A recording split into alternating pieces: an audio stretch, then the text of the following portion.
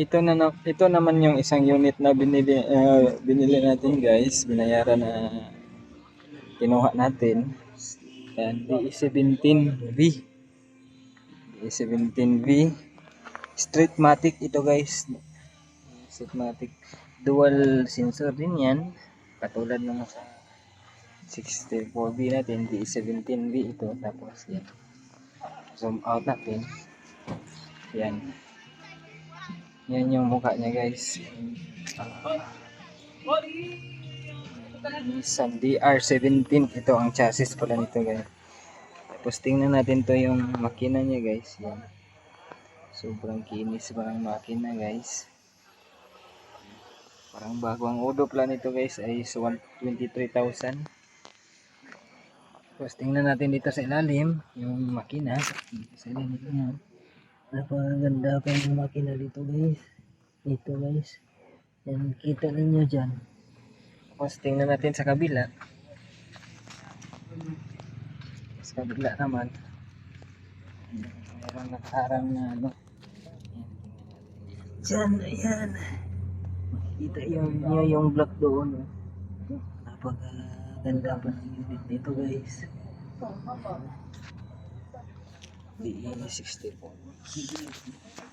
Yan, ano to siya guys, power window. Power window at saka may compartment ito sa ibabaw sa ceiling. Yan.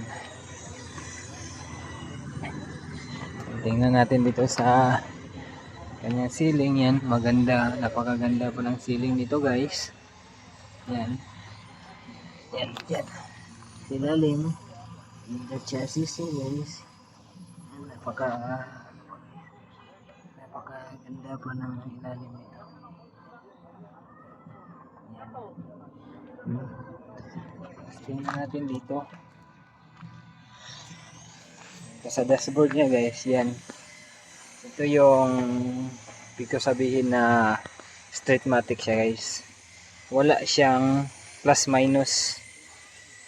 Hindi siya pwedeng i-manual shift yung parang sa motor ba na XRM. Tsaka yung wave may plus minus. Kagaya nun. Ito walang plus minus, drive, tsaka low gear, tsaka second gear, just drive lang yung meron, park. Wala siya yung plus minus.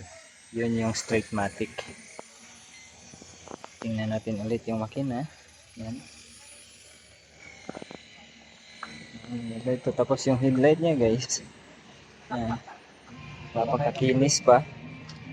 Yung emblem pala nito ay Nissan. Yan. Pinandar na namin to kanina at maganda rin yung andar nito guys. Napakaganda, napakatayin.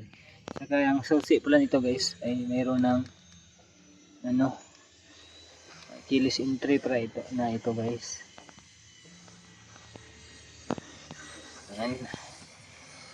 Yan lang guys at maraming salamat.